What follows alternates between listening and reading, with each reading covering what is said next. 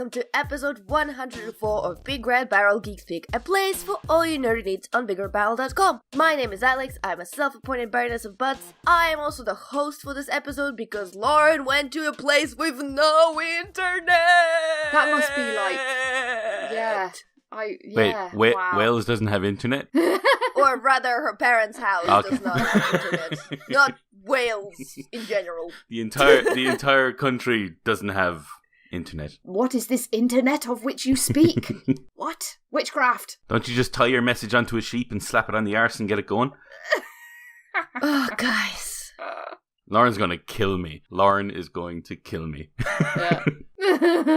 No, dear Wales, we love you. You do have we do. internet. We do. But Lauren doesn't. People make the same joke about Devon, so it's all good. I'm joined by John the Jupiter Juggernaut of Joe. Hello. Who's returned from doing the good deeds. Doing the things, still shattered. Yeah. Oh my god, how did it go? You were doing a 24 live special effects stream. Yeah. So yeah, it was a 24-hour video game marathon for special effect. We all survived. Pretty much. Woo! It looks like we've raised about 1,200 quid. Nice. So that's all right. But donate. It's still open for donation. So if anyone's kind of like, oh, damn it, I missed it, don't worry. You can still donate. If you go to, if you go to justgiving.com/monkeytail2017, you can still donate there. And obviously every little helps because special effect are amazing. But yeah, so it looks like we raised more this year than we have any other year. It looks like we did pretty well. That sounds good. Yeah, so thank you to everyone that has donated, and anyone that hasn't, just do it now, you might as well. What are you waiting for? Yeah, we did the thing, give us the monies. And our last host, who might as well become a regular, because we just keep having him all the time, mainly because we love him so much, but it's Dangerously Darling Diarmuid. Hello there. Hello there. See, how could you not love that? It's honestly? a me, Diarmuid. How could you not love Diarmuid? I think I would immediately distrust anyone that didn't love Di, to be honest. Like those people that say they don't like animals. I'd be like, get out. They're monsters. Go away. What if I said I didn't like animals? Di, but I know you do. No one would believe. So don't lie. Understandable. When you said, who cannot love Di, in my mind there was an image, and for some reason there's a lot of, what are they called? Chupacabras going around the internet? Oh, yeah. Who are like the chillest things in the world. There's actually a video of a baby goat jumping on his back repeatedly. They're so chill. And the animal is like, just, whatever. Do it. Yeah, that's how I roll. Just keep jumping. Yeah, it's all good. And like they're always with like other animals cuddling and everything. So yeah, Di, you're a human chupacabra or whatever they're called. Yeah. I'm gonna need to look this up. Okay. Not a capybara. Is it a capybara? No, capybara. Sorry. Yeah, capybara. There you go. Yeah, they're awesome. Although I kind of prefer chupacabra now that I said chupacabra. Yeah, that can be. Isn't chupacabra like a devil or something? Or am I thinking of something else? Probably, yeah. Guys, it's early. I woke up about 40 minutes ago. 40? How about 20? Oh, God. Okay, so let's begin with our time waster of the week. And we have two today. And the first one is actually something I was not looking for. Wait, I didn't even know it was really happening. I haven't watched it yet. I watched it and oh my God, it's amazing. Lego Masters on Channel 4 that is happening currently in the UK. If you're in America, I don't know how you watch it. Maybe they put it on the internet. I'm sorry about that. Usually they do licensing things, so eventually it probably will make its way to America. I would say. Yeah. Eventually. Yeah. Like Bake Off does. It'll eventually get over there. But Lego Masters is pretty much Bake Off with Lego. I know. And it's so good. They were making, like, the last episode, they were making funfair parks out of Lego. That's so cool. Because there is usually a duo, and there aren't really age restrictions, so there's those two little adorable boys together, who are just having the most fun building Lego and going crazy, and they have very little organization or strategy or know what we're doing. They're just, like, really talented boys who build Lego. But out of all of them, they have, like, the most fun, and it is so addictive, like, watching them have fun with Lego that you just can't wait to smile. Aww. And my other favorite duo is the duo of teachers. I think one of them was like a science teacher, one of them was something else, but I can't remember. But they made an absolutely gorgeous fun fair out of Lego that was pirate themed. Cool. It was so good. I need to watch it. I keep meaning to watch it because I saw that it was coming like a while ago and I was like, oh my god, yes! Lego Bake Off, amazing. But I haven't watched it yet, but I definitely will. Oh, it's brilliant. It's brilliant. I mean, I have... I think I said this on Twitter. I have zero creativity. I just like building stuff with Lego. But man, I would have the best time cleaning up Lego after they've done with their episode. Yeah. Like sorting Lego in that room that they have where they have like every possible piece in there sorted in their little boxes in their shelves. I would have a day. Like super organised, like all by colour and stuff. Yeah. Oh my god. Monica Gellar would be jealous of me. I love it. My Lego organization, if I could go there and do that. So, Channel 4, if you're listening, and if you're looking for Lego cleaners, hi! That's me! Really like to do that, please?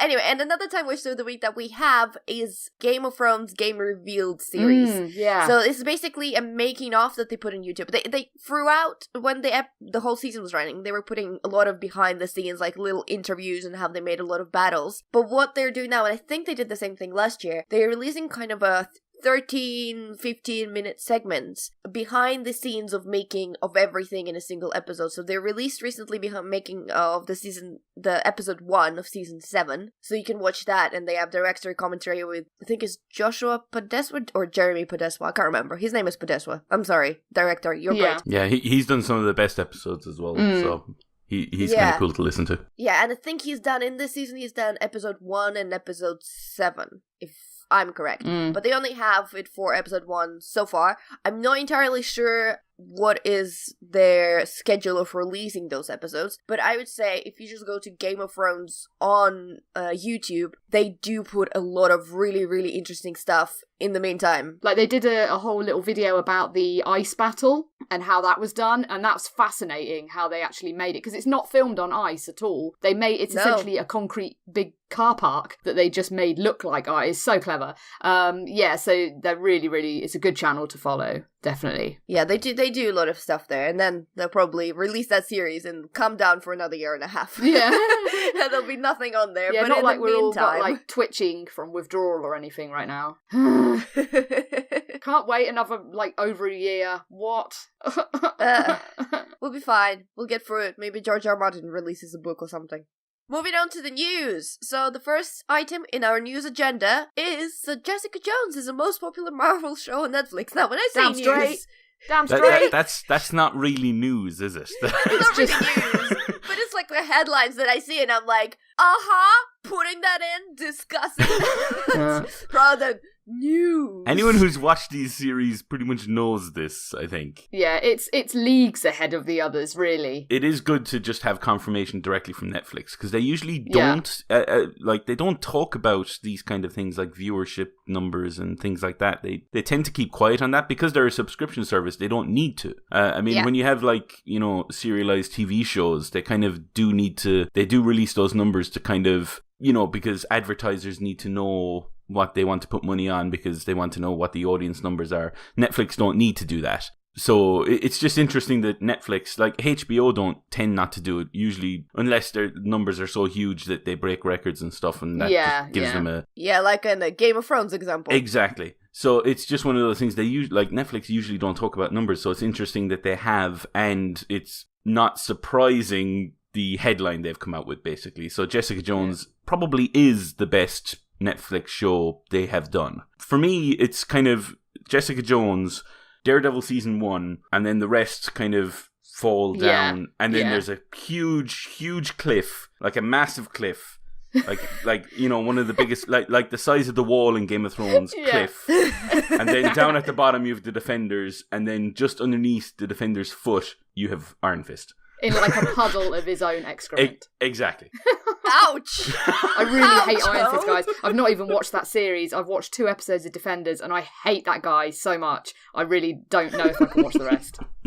honestly. He just, every time he comes on screen, I just want to kick it. He's just such a pillock. But back to the good stuff. Jessica Jones, yay! Yeah, she's the only reason I'm sort of persisting, because I love her. She's amazing. Because it was, what was it? It's the Vice President Todd Yelling that was talking about the current popularity, which, as Di said, they don't do very much. He was basically talking about the viewing order, that people either start with Daredevil season 1, then jump to Jessica Jones, or they even start with Jessica Jones, then kind of jump onto the rest of them. But the point is, Jessica Jones is always in the equation, and good. That means people have some taste. Yeah. It's reassuring, really, because it just break your heart if it came out that Iron Fist was the most popular, and you'd be like, what is wrong with people? Why? It seems to be that they've got the order pretty much right. People still go to see crap stuff like, Transformers. Don't judge me! Joe. Don't judge me! I couldn't help it. I had to take one for the team. She was doing it for Geek Speak, Yeah. and for Geek Speak listeners, she was saving them, really, Di. It was a noble sacrifice. That's the thing. I go and see the terrible films so they don't have to.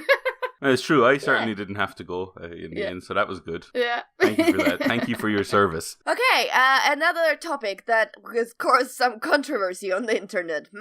There's a female Lord of the Flies movie in the works. So Lord of the Flies is a 1954 novel by William Golding that probably, I did it in school. Did you guys do it in school? No, we didn't do this at all. No, we neither did we. Shakespeare and some other things, but yeah, not. Well, we did Shakespeare as well, but that was our year 11 main book. I'm pretty sure I wrote my GCSE about Lord of the Flies. We did Of Mice and Men and something else that I've forgotten. But yeah, no, we didn't do Lord of the Flies. I've never read it. It's a really good novel. It's one of those things that school it didn't even manage to kill it for me. Yeah. It is that good that I spent days and days analyzing and quoting Piggy, and I still really enjoy the novel. There has been a movie all the way back in 1963, I think. Yeah, I think I've seen the film. I think I have seen the film many years ago. And now they are remaking it with women, which, it's an interesting topic because I think, okay, the one of the main points of the backlash is that the people who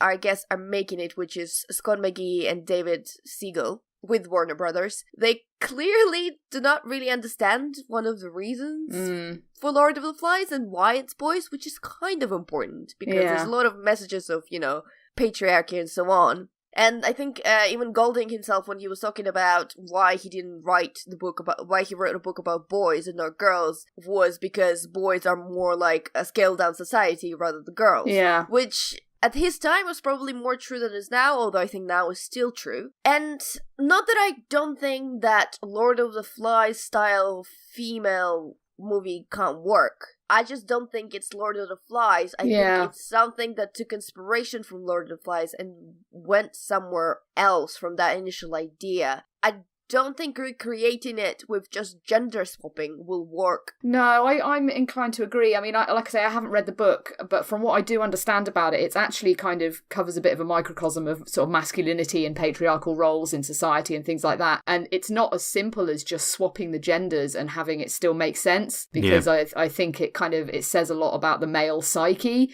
And, no matter how you cut it, I mean, I'm obviously very much for gender equality in all aspects, but there are significant differences between the male and female psyche generally, and I'm not sure Lord of the Flies really applies to how the female psyche is in a general sense. I know there's obviously exceptions to every rule, but it doesn't seem to me, like when they did the all-female Ghostbusters and stuff like that, I was like, yeah, fine, cool, go, have at it, it could be awesome. But this just strikes me as a bit daft, like it's not an ideal candidate for a gender-swapped version, really. No, but I think, we're kind of judging this before it comes out, but that's kind of what everyone's doing, so, hey, let's join that club, that's fine. But I think for me, I don't have a huge problem with the idea of someone coming to this book thinking, I wonder what would happen if we changed the rules over, and then using that as a kind of a starting point, and then sort of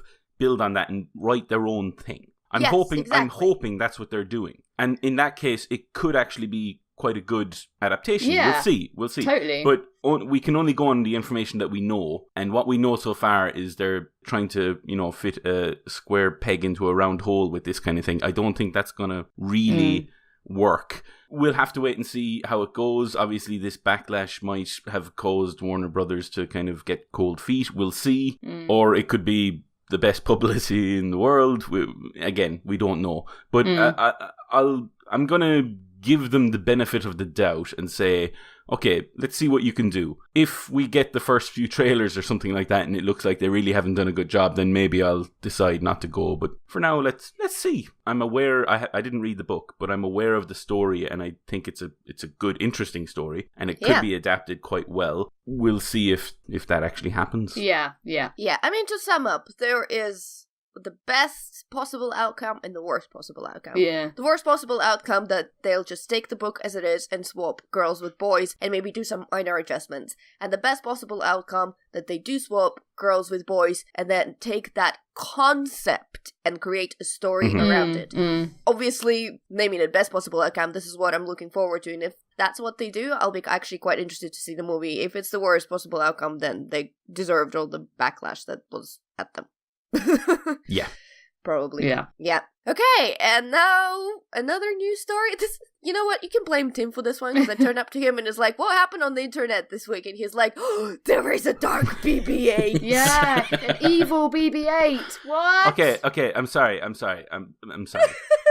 I don't know who this was on Twitter, but someone made this point, and since then I've looked at this and been so disappointed. The dark, the evil twin of BB-8, whatever we want to call it, is named BB-9E. BB-9E, right? BB-9E, when they could have called it BB-H8. Oh. And it would have been BB-8. I'm just saying, I'm throwing it out there. They could have done that and they didn't. They probably didn't do that because it sounds too much like BB-8 and people are idiots and would get confused. That's also true. But it could have been so good. It could have been so good.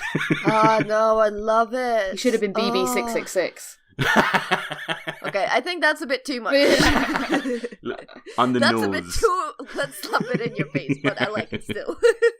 Okay, so about this reveal, because after that, I've obviously seen the pictures, and he looks, well, like a black BB-8 with a square head. Very exciting. And then I went to write, why did internet just went crazy about this evil BB-8? And I basically find out that what they did is made the toy. And there's not even a guarantee that this BB-9E will actually show up in The Last Jedi, because I think they did this before with some other Imperial droids and what so on, and everyone got really hyped that they're going to be in the movie, and then they never showed up afterwards. People get carried away. So it's a toy, guys. It's what Star Wars inherited from George Lucas. They like making really, really fancy toys. Having said that, you know that little kind of animatronic BB-8 that you can control with your phone? Yes, Yeah, we have that one. Oh, so cute. Yeah, so I'm scared because I think suddenly BB-9E might appear in my flat. Oh, they're so cute though. Love them. It is adorable. It's amazing. And it's not long till the movie now, really. It's September now, so... And just as a side note, if you haven't seen it already, do a quick Google search for Empire Magazine's new cover. Oh, it's nice. Which is for Star Wars, and it looks incredible. It really does, yeah. It's a really nice cover. Or, maybe buy an Empire Magazine. They're good fellas. Yeah, it's a good magazine. Or do that. Yeah. I really like their podcast. They say very intelligent things, more intelligent than I could ever say. Yeah, they definitely know their stuff. This is for sure. Yep. Everyone except for Chris Hewitt, though. You know. Oh, yeah, that guy. What is he thinking most of the time? He did give Attack of the Clones 5 stars, which has followed him forever. What? I do like Chris. Chris. Yeah, I do. He's a good guy. He's funny on Twitter, which is always good. Okay, that has been all the news I've managed to scramble in the last 20 minutes. It's good. There's been a few geeky things this week, so it's nice. I do want to do a little update following the last news section of what we did when me and Julia talked about the new Death Note, the movie that is coming to Netflix. Yeah. And we were kind of talking it in the same vein, because we have not seen it at that point. And we're talking it in the same vein as we were kind of talking about Lord of the Flies thing right now. We're like, well, if this is the worst case scenario, and this is the best case scenario, and Julia described all this, she almost made me believe there, guys. She said it's like, oh, they could do that, they take idea, they change everything else, it has something to do with the topic of like school shooting and bullying, that could be really interesting. And I was sitting there thinking, yeah, if they did that, that'd be so good. They didn't do that, guys. They did not do that, no. They did not. Massive missed opportunity. I'm coming at this as someone who didn't actually... I was aware of Death Note, the anime and all that, but didn't watch it. Yeah, same. So I kind of had a very vague idea of what this was being adapted from. I watched the movie while I was at home last week on holiday, and it's so bad. Yeah. It's so bad, you guys. It's more like, for me, like the disappointment. Like, I'm a big fan of the director. He's great. He did The Guest. He's doing the new Godzilla movie. Mm-hmm. Or is he doing Godzilla vs. Kong? I can't remember. He's doing either the next Godzilla or Godzilla vs. Kong, and he's doing Godzilla vs. Kong. That's it. And so I was kind of like keen to see what he did, because he is a good director. I mean, he's made some crap as well. He made Blair Witch, which was just appalling. But we won't discuss that. At least I think he did. I could be talking nonsense. But yes, it was just like you say, like you, Di, I haven't seen the anime, but I thought I'd give it a shot, open-minded, it might be all right. But Christ, they're just... massive missed opportunity. Like, that concept is so ingenious and there's so much potential for it to be awesome, and it just felt like a massive waste. And Light is just, what a knob. That kid is just an utter douchebag, and it was just felt like great. I mean, there were things I thought were quite decent about it. Like, I thought the character of Elle was really cool, and that guy who played him, I like that actor. He was in Get Out and he was really good in that. He was very good. Willem Dafoe is always good value as the voice of Ryuk. But yeah, generally... I started watching the anime, though, after seeing the film. And yeah, the anime is pretty cool. Joe, I would recommend, after a certain event happens, and you'll know what event I mean when it happens, stop watching. I've heard that. Because it goes downhill after that. But the first half of the anime is brilliant. Yeah. It's absolutely brilliant. Yeah, I'm enjoying it so far. I know that the director, Adam Wingard, has been quite defensive of this on Twitter and stuff. Like, a lot of people obviously have called him out on it, and it's not got great reviews and stuff, and he's been super defensive and doing the thing you shouldn't do, which is engage with the trolls. I kind of understand his point that it's a different interpretation. It's for an American audience, not a Japanese audience. And obviously the original anime was for a very specific Japanese audience, and it spoke about... That is not... I really think that there's some backlash towards that. Yeah. But after watching the movie, he missed the point. It's like he's not watched the Death Note. Because the Death Note might actually be a thing in there. But the whole series is about cat and mouse between Light and Elle. It's these two incredibly intelligent human beings who constantly keep trying to outwit each other. Yeah. And how they do it and how they use the Death Note as a tool. It's a detective story. It's honestly a detective crime story. That's everything it is. And there was so little cat and mouse in this new Death Note movie. Yeah. And Light was doing incredibly stupid things. There is a reason why Light in the actual anime and an actual manga really doesn't like telling Mia about Death Note, or doesn't like that she has a Death Note, or didn't really want to engage with her in some way, and just sorry, losing my voice here, but was kind of pushed into having been with her, right? Yeah. There is a very specific strategic reason for that. Whereas in this one, he keeps doing really stupid things all the time. Yeah, he's just like stupid high school boy type thing. And I thought the romance with Mia was completely contrived and stupid and not convincing at all. But yeah, I've just double checked, and he directed You're Next, which was cool, The Guest, which was awesome, Blair Witch, which sucked, and Death Note, and he is doing Godzilla vs. Kong. So I'm slightly concerned, because obviously Godzilla is my bae, and I want that to be good. Godzilla vs. Kong. Just keep rewatching The Guest over and over again until it comes out. That's the thing. I'll just try and forget that the guy seems to be a bit of a knob, and that he basically made this terrible film. Yeah, I don't know what else to say, really. It's a shame, because that had so much potential, and I feel that it was dumbed down a lot for American audiences, perhaps. Which I really hate when they do that, because I really don't think the American audience as much as an idiot as all American dumbing down by Hollywood and whatever is making them out to be. Definitely. And you look at the success of more intelligent films and TV shows on Netflix and HBO and all this stuff. There's no need to dumb things down. Like, yes, certainly there's plenty of room for bubblegum pop shows and reality TV and stuff, and that's what a lot of people like. But you don't need to take an intelligent and ingenious Japanese original and dumb it down to the point of incoherence for an American audience, because they're not that dumb. You know, I know we joke about it and stuff, and that's kind of the, you know, the essential joke about America, that they're all dumb, but they're really not. And and like, there's no need to ruin something just to make it more accessible to a wider audience. So yeah, it's a shame. Agreed. Yeah. Agreed. Okay, should we hate on another Netflix show? Yeah. Let's do it. Oh yeah. So The Defenders, guys. So I didn't talk about it last week because I waited for you all to come back so we can talk about it this week. But yeah, Defenders wasn't great, was it? No, it really was not. I haven't finished it. I don't know if I have the strength. I don't think it's worth it. I'm not sure I can be honest. bothered. I was sticking with it purely because of Jessica Jones, as we've mentioned before, and Sigourney Weaver, because I'll watch her in anything because she's a goddess. Both of those are very good reasons for watching it, yes. Yeah, I've watched 2 episodes and Elektra has made an appearance again, and I'm like, fuck. Oh yeah. I really don't think I can cope with dealing with her and Iron Fist and everything else that comes with it. And to be fair, I have better things to do. Do you remember, guys, that character that basically ruined Daredevil season 2 Yeah, and everyone she's back. hated? Let's bring her back! Oh, Well, she's okay. the worst.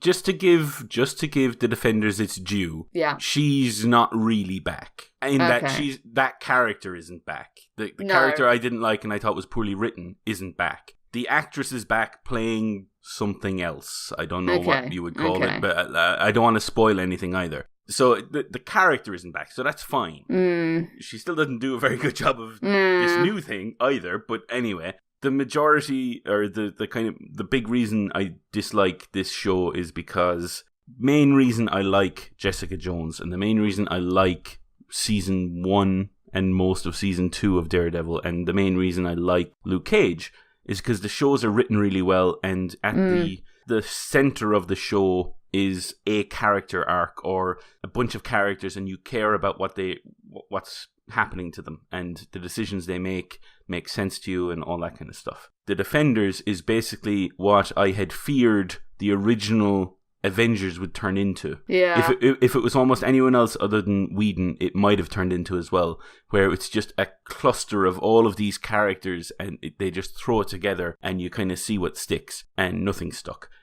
That's what I had feared before the Avengers came out. That's what I had feared would happen. This is what happened in this one, basically. Yeah. So, correct me wrong, but now that I'm running through this in my head, there has not been actually any character development for anyone, probably except for Matt. I think Jessica also kind of goes on a slight bit of a journey of being a reluctant hero to being a hero, I think. Yeah. Sort of. Luke Cage, absolutely nothing changes. Iron Fist, I don't know, I don't care. Yeah. No, I don't. I think he's still... You know, so like there is I'm the Iron Fist, I'm the Immortal Iron Fist, why don't you believe me? I'll shake my fist in your face. Look at my hand. Look at my hand. It glows. Someone who shall remain nameless, a good friend of ours, says he's their favourite. You're on crack, mate. Wait, who is this friend? I need to unfriend them quickly. Wait, I think I know. Joe, do I play a certain game a lot with that certain friend? You certainly do. And he's a gem and we all love him, but he's got to be smoking something where this is regards. Oh, My my Fist is the goodness. worst. He's the worst. I've watched 2 things with him in, like 2 episodes, and he's not even in the whole thing, and he is the worst. I'll put it this way. Again, I'm going a bit off topic, but you know, it's me. Iron Fist, I liked the idea of what they were trying to do. If you imagine a superhero, it was almost like, I don't know, Kick-Ass or something, where you give someone superpowers and they're really not, they shouldn't have them, basically. Yeah. They're naive, they're a bit thick, you know. I liked the idea of giving someone superpowers that isn't necessarily heroic, and then maybe seeing a journey for them going from that naive character to being a heroic character. That's the thing. If the character had even a shred of charisma, then it would be really cool. Like it's an incredible opportunity for a character arc and stuff like that. Like there's so much there that could be awesome. But I hate the actor. I just think he's a charisma vacuum. The character is just abhorrent. And every time he's on screen, I'm just like, ugh. and I just look at my phone or something. I'm really gonna defend my man Finn Jones because I don't really hate him that much, and I still have a lot of love for him as Loras Tyrell. I just think he got really unlucky with the writing and with the material. He's not right for this. I don't think he's right for it either. His arc for the first season could have been something really interesting, and they just messed it up. And Defenders was filmed, I think, before the actual Iron Fist has ended, so they did not have time to course correct for the Iron Fist. So I think maybe I actually do have some hopes for Iron Fist season 2. Maybe they'll just kill him. Can they just kill him? Like, just cut. It's like when you've got a gangrenous limb, just cut it off, be done with it, move on. Wow. I know, it's harsh in the morning. It's harsh coming from me. I'm the worst. But yeah, whenever Jessica Jones is on screen, the show just picks up and it's like, yeah, cool, Jessica Jones, woo! And then when it cuts to a scene with him, it's just like, ooh, you just go into a cavern of misery. So to defeat a miserable dragon. Ugh. Yeah. But yeah, I had a point. The one thing, I mean, in terms of a plot, whatever, there were some actual things that I did like about Defenders. I do like that they finally explain what the hand is, and it makes actually more sense to what is happening in the Iron Fist now that we know things about the hand, and what kind of they want, even if resolution of that was a bit disappointing, I thought. Mm-hmm. I know people said that the show was starting slow, but I do think it was good of them to take their time before they actually jumble all the characters together and introduce them. Especially since I don't think you realize until you all see them on screen as a Defenders that all 4 shows are stylistically significantly different. Yes, the colour palettes. Yeah, and it takes some skill to bring them all together. And whether that has been successful or not, I think it was kind of okay. It hasn't done it great or it not failed at it completely, but it was a hard thing to do, and I appreciate them for taking them time and for kind of starting the season slow. I don't think that was necessarily a problem. I was okay with that. And I don't know. I don't really know what to say about that. I mean, one thing I would warn you, don't start a drinking game of where you take a shot every time someone says that New York is going to be destroyed or they have to defend New York, because halfway through the season you'll die of alcohol poisoning. That's my warning. I might finish it if I can force myself to do it. It just seems like such a colossal waste of time at the moment. Okay, so again, I'm going to try and put a positive thing out there for the Defenders. I mean, I really tried die and I ran out of things to say. We've been so negative so far, yes, especially me. We have 4 shows, 3 of them that are worthwhile, with some side characters that are actually really well written, I think, and, just good. And you obviously have the one nurse character who kind of flits between all of them. Yeah, she's the MVP, right? She's the actual superhero. Exactly. But what I like about the show are the moments where you have the characters from the different shows kind of interacting, and you kind of get... It's just interesting, these characters, and then you see them meet up, and usually their conversations are actually pretty funny and kind of endearing and interesting, and I like those moments. There's only a handful of them. The major focus is on the Defenders themselves and the hand, but when you have those little moments, it's just nice to see as well. So that's another positive possible thing, but again, I honestly don't know if the show is worth investing the time in. I wouldn't recommend it, is how I'd say that. Yeah. Sad but true. So we have another Netflix topic on our agenda, and it's actually a movie that both Joe and me watched, and I think I liked it a little bit more than Joe, but it is What Happened to Monday. So What Happened to Monday is a movie starring Naomi Rapace, and it is set in slightly dystopian future where the world has been overpopulated, to which it caused a lot of problems, but at the same time, I can't remember, something happens in the beginning, but the birth rate has changed, so now there is a higher probability of you having, like... It's due to the food. It's because they have genetically modified crops, which have the unknown effect of increasing multiple births. Yeah, that sounds about right. Both of those things happen, so there's overpopulation, yet there are more people being born. So they institute one-child policy, and the extra children, so to speak, the siblings, get put in a cryosleep until the crisis has gone past. In this setting, William Dafoe, because Apparently, he's very popular with Netflix. First and Death He's awesome. Note. Willem Dafoe is an incredible actor. He's so good. He is.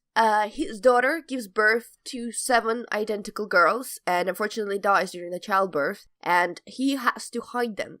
And the way he does that, and this is where you have to suspend your believability a little bit, and you just have to, like, believe that it works. He names them after the days of the week, so Monday, Tuesday, blah, blah, blah, blah, blah, you know what they are. And they can only go outside on a day that is their name, and they're all portraying the life of just this one woman. I think her name is Karen. So, Karen something. Karen Seton or something. Yeah, they're all sharing her identity, basically, and taking it in turns to live as her. And in the meantime, the other 6 are staying in the flat and just pretending they don't exist, basically. But in the flat, they all have different personalities and they can do whatever they want, but when they go outside, they all have to conform to this Karen Seton identity. And it's, as you can guess from the name of the movie, Monday disappears and they have to go and find her. I think I mentioned that all of them are paid by Naomi Rapace, who's amazing. Yeah. She's so good. Do you know what? I actually was watching it and I thought, this could be a really great TV series. Because what they had to do, they have the 7 Naomi Rapaces there, and they have to make you kind of remember which one is which one, and I don't think they entirely succeed, because I got confused which one is Friday and whatever, but because they have limited time with every single one of them, they kind of make them a little bit more of a stereotype. So there's a geeky one, there's an outgoing one, there's a sporty one, there is a rebel one, and so on. And this was actually my biggest problem with it, just as you mention it, is that I feel like the concept is too broad to fit into a movie, and it would have worked better as a limited series. And you can imagine in the hands of a more creative team, I feel like it's a bit bland how they did it. You could have done something quite clever with having each follow each character on their own day and have an overarching conspiracy that all comes together at the end of the series. So you could have made it a 7 or 8 part series where you have an episode for each girl each day and follow what happens to them. And it could have been a much, there could have been more room for characterization, because like you say, they're all just ciphers, really. You couldn't distinguish them apart from when one of them has a wig on or not. Noomi Rapace, like we said, she's amazing. I would watch her in pretty much anything. I think she's a great actress. But this just felt underwritten, underinvested, and kind of just a bit of a waste. And also, the world just didn't click for me. I didn't buy into it. And I think that's because there wasn't enough time spent on really selling the idea. Yeah, but it was okay. I think time and also budget. Yeah. It doesn't look like there's a lot of money spent on that movie. And I think, having done that, I think they've done the best they possibly can with what it seems they have been allotted. Yeah. And for that, I appreciate. I kind of liked the resolution. I don't know if you saw the twist coming. Oh, totally. You saw it, right? Yeah. Because I didn't, but then I was falling asleep on it because we watched it right before from bed, basically so the I wasn't beginning really paying attention. Where they said how they were dealing with the thing. I was like, and it was pretty blatant for me anyway. I kind of saw that sort of coming, but no, that I meant. See, I don't want to. Yeah. Okay, I saw that twist that you meant. I meant the twist before it. Oh yeah, totally. Oh, this is exciting podcasting, guys. Yeah, it was kind of. I know exactly what you guys are talking. No, I don't. I haven't watched this. It's not gonna stretch anyone's imagination, really. No, but I thought that was a really interesting concept. It's crazy. It's not entirely believable, but you kind of go with it. And if it was a series, it would have been an excellent series, and it's an averagely okay movie. That's the kind of thing. It's a mediocre movie that had the potential to be a great series, so it's just a bit of a shame, I guess. And you know what? I'd still recommend watching it's worth a watch, definitely, especially if you like Noomi Rapace and Willem Dafoe, because they do good work, and it is an interesting idea, so it's definitely worth watching, for sure. Okay, so guys, we've done with Netflix. Yeah. We promise you for this week, there's going to be no more Netflix topics. We're going to go into video games. Video games. Dermot, take it away. Okay, so I think you guys talked about this last week, but unfortunately I didn't have my phone, so I couldn't listen to the episode, so I don't know how much you went into it. No, we didn't talk about it because none of us played it. It was more Julia's being stupid. She wants to finish Crash Bandicoot before she starts Uncharted: The Lost Legacy. Oh, good luck with that. And I'm like, what are you doing with your good life? Good luck with that. Crash is deceptively difficult. Yeah, see, I bought it and it's sat in the box. I meant to play it at the 24-hour marathon, but I got fully distracted playing No Man's Sky, so it didn't happen. I'll start by simply saying this. You should play it. It is very good. It is set after... So, sorry, what we're talking about. Uncharted The Lost Legacy, obviously. Nice. And it's set after Uncharted 4. It focuses on, seeing as the adventures of Nathan Drake are now over, it focuses instead on Chloe Fraser from the second and third games, and Nadine Ross, who is the antagonist in Uncharted 4. But spoilers for Uncharted 4, at the end of it, she basically loses her company, and she kind of has to make money some other way. And the way she does that is becoming like a freelance treasure hunter / thief. Exactly. So the story sets out, and it starts off with these two characters who really don't know each other. As I said, so Chloe is the one on this mission to find the tusk of Ganesh, which is an Indian relic, and you kind of learn more about her heritage, that she's part Indian, part, I think, Australian. It's her mission, and she needs a bit of muscle. So she hires Nadine as the second on her mission, and the entire game is about them trying to find that, but also at the same time learning about each other and becoming potentially friends or not. You'll see how as the game goes. And it's interesting because in the other Uncharted games, you kind of started out with characters who largely knew each other, and as they were kind of going, there wasn't much development outside of the very first game. There wasn't much development of the relationships. You kind of, like, the characters that you were playing with were people that you had played with before, or, you know, the characters knew, so that you already had that camaraderie and teamwork and all that. And in this one, it's like at the very start, and they're learning how to work together. And it's just really interesting. Like, there's moments in it where Chloe might start trying to break in a door, but Nadine gets frustrated and just kicks the door down, for instance, or, you know, in a non-stealth way, and all that kind of stuff. And the way it kind of goes into the gameplay as well. So there was a moment in it where I was playing it, for instance. I'm hiding in long grass, and there's a soldier coming towards me. I'm just waiting for the soldier to get to me, and I'm about to hit square to do like a stealth attack, and suddenly Nadine pops out from the side and kind of does it herself, and Chloe kind of goes, okay, you can take that guy. And, you know, it's just, they do a really good job, and I think Naughty Dog are getting better and better at tying in story into the gameplay. Yeah. And they're doing a really good job of it. In terms of The Lost Legacy, took me about 8 hours, I would guess. I was playing on normal. It's actually a fair old chunk. There's a good few chapters in it. There's one particular chapter where you're set on this huge open world area. As in, like, it's a massive map, and you have to go to different corners of it to progress. And then within that area, there's lots of other things to do. I kind of made a beeline through it. Like, I just did what I needed to do and kind of just kept going because I just wanted to get to the end of the story. But the environments are huge. They're really beautiful. It's a stunning looking game, and it's really worth playing. A lot of people are kind of a bit disappointed in the fact that it feels almost like a reskinned Uncharted 4. Yeah, but that's ridiculous. Well, yes. I mean, I what suppose. else were they going to do? Well, exactly. It's one of those things where they have taken the engine from Uncharted 4 and they've made a new game in it. Yeah. And they possibly could have added some more new gameplay elements, because at the moment all they've really done is introduced lockpicking as like the main thing that gets added into the game that's new. Everything else, like the climbing using the spike and all that kind of stuff, is all repeated stuff, and especially the rope.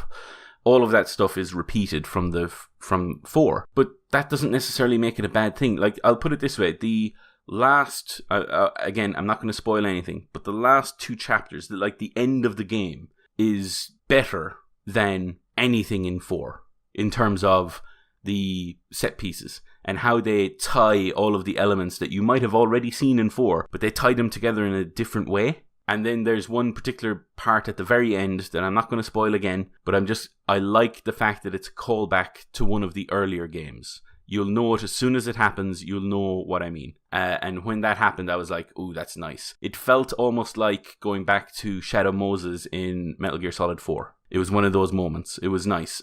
Play the game. It's really well worth it. If I was to kind of categorize them So, like, a lot of people kind of say, which one's your favorite, and kind of go back the line. My favorite is 4. I like the story and I like how it ends.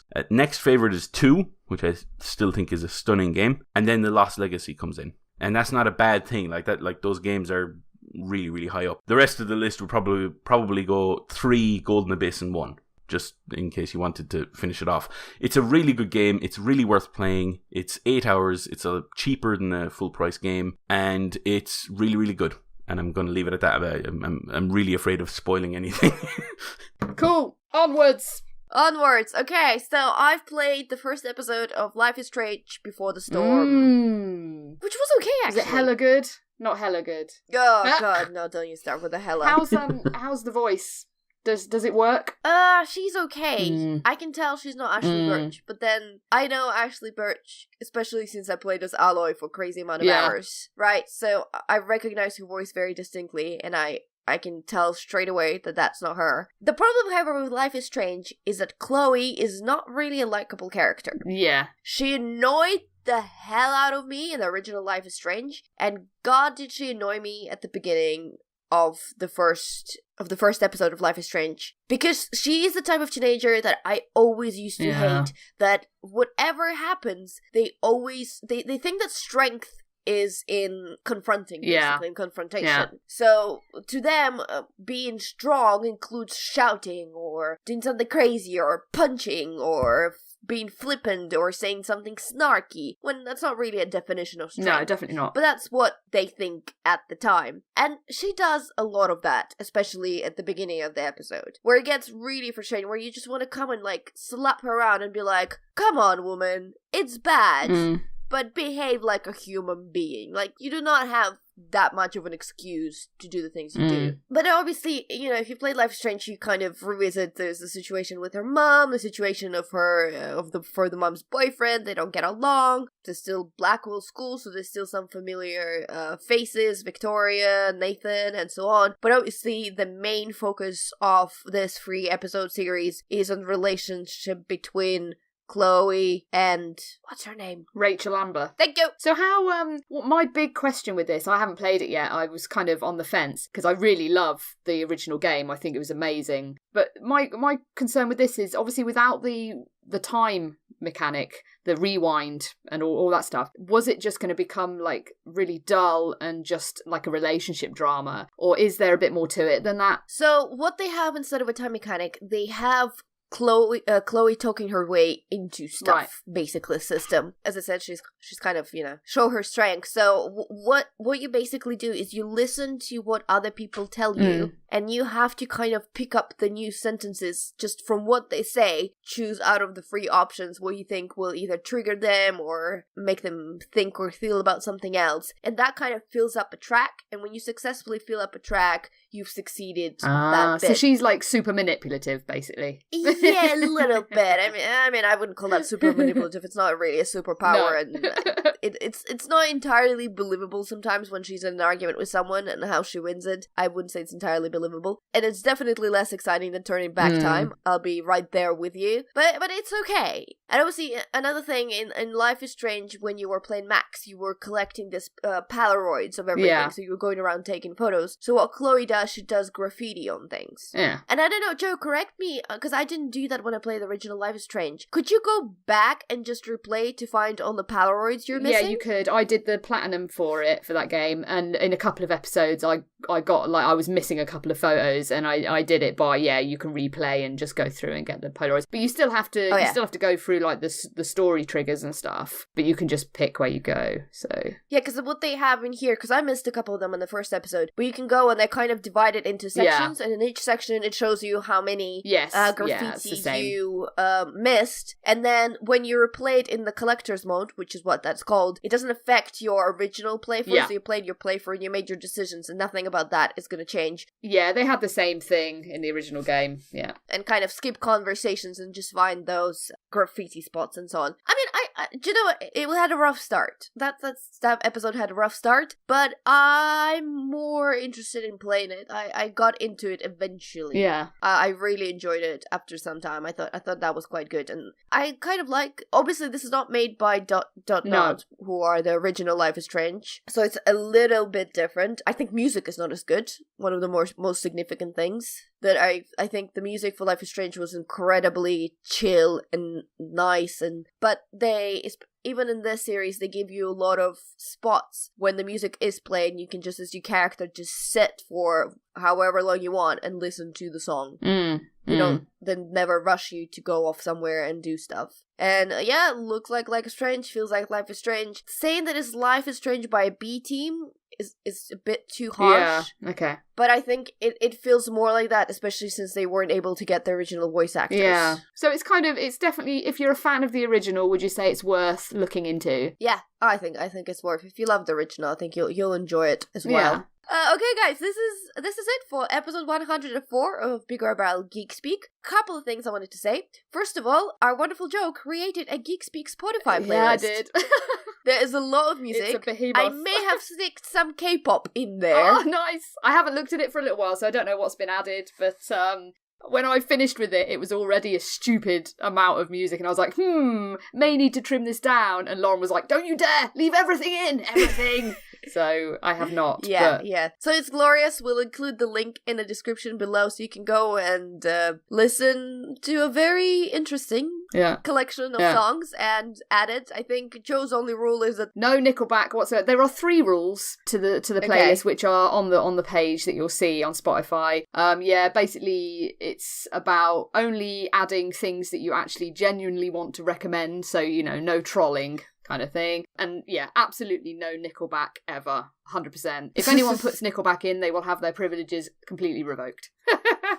You've been warned. Yeah, no Nickelback. They are the one. Anything else is fair game, pretty much, but Nickelback, no. Fun fact, the playlist is a really good accompaniment to playing Rocket League when you're just on your own. You just want to listen to some music and play some Nice. Just saying.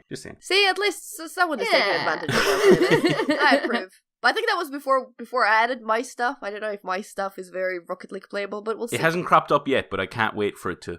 I don't know whether I should mix it up a little bit, because at the moment, obviously, there's a big chunk of my stuff, then there's a big chunk of Lauren's stuff, and I assume now there's a big chunk of your stuff. Well, no, I didn't add as much as you guys did. I added a couple of songs. I wonder whether I should just randomise it a little bit. Yeah, there's a randomizer already built into Spotify, so it's fine. I might do that. I don't know. We'll see. But, crikey, it was definitely fun to put together. Bit eclectic, for sure. Guys, find it on Spotify. Let us know what you think. Okay, we've got a couple of hellos, and I'm gonna assume it's because Gamescom week and everyone's just busy. Because we've been having a little bit of a quiet week. But thank you very much to Stuffy Joe, to Stingo, and at Will Driver at Will Driver 93. As always, guys, we love when you chat to us, and especially appreciate feedback on the newly news section that I very shambolically put together. And yeah, you can do so on the forums at BigRedBarel.com. You can do so on Facebook, facebook.com/BigRedBarel. There is also a BigRedBarel Gamer Nights group that you can join, and there'll be a link to that in the description below. You can do so on Twitter at BigRedBarel. Using the hashtag GeekSpeak helps us to find your tweets. You can also speak to us directly. I'm at DustyTulip_. I'm at Pixel Ritual. I'm at Diarmuid_S. Our episodes also come up on YouTube, so if you'd like to listen to your podcast in YouTube form, go on the BigRedBarel TV, and all episodes are there, and some of the previous episodes, I think, as well, are there as well. This was not proper English structuring of a sentence, but I'm just gonna go with it. It's fine, yeah. So, as always, we would absolutely love reviews on iTunes. If one still uses that service, we would really, really appreciate that. Whatever you think we deserve, we will absolutely take it. And a final reminder, I think I've gone for everything, but Tabletop Tuesday is a thing, because Tuesday is a Tuesday, and every Tuesday we have a board game nights group in Loading Bar, Dunstan, London, where we bring 2 new games to the event, and everyone who plays that board game on the night get entered in the prize draw to win the copy of that game by the end of the night. This upcoming, I believe, 5th of September, if I'm correct, which is the next Tuesday. Yeah. Probably gonna be Cousins War, which is actually a highly praised newest board game from UK Games Expo. It's a 2-player game, and it's a recreation of the War of Roses. Oh, cool. So it's quite interesting. It's a very compact one, so it's really nice and easy, which I like about 2-player board games. I like when they're small and kind of can be easily carried around everywhere. Anyway, so you can learn more of the details and watch some of the playthrough videos on the main page of BigRedBarel, top left-hand corner. That's where the post is, and we also add some videos there that either help you to learn the rules or just give you an overview of the game. What have I forgotten? I do not know, but I think you've covered everything. Okay, awesome. So, for episode 104, I've been Butts. I have been Joe. I've been Diarmuid. And we bid you goodbye. Bye. Bye. Butts.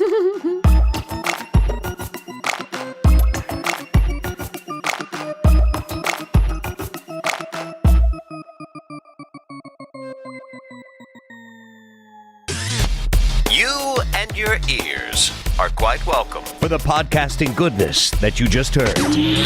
Why not roll on over To BigRedBarel.com for more podcasts, news, reviews, and videos from the biggest, reddest site on the internet. BigRedBarel.com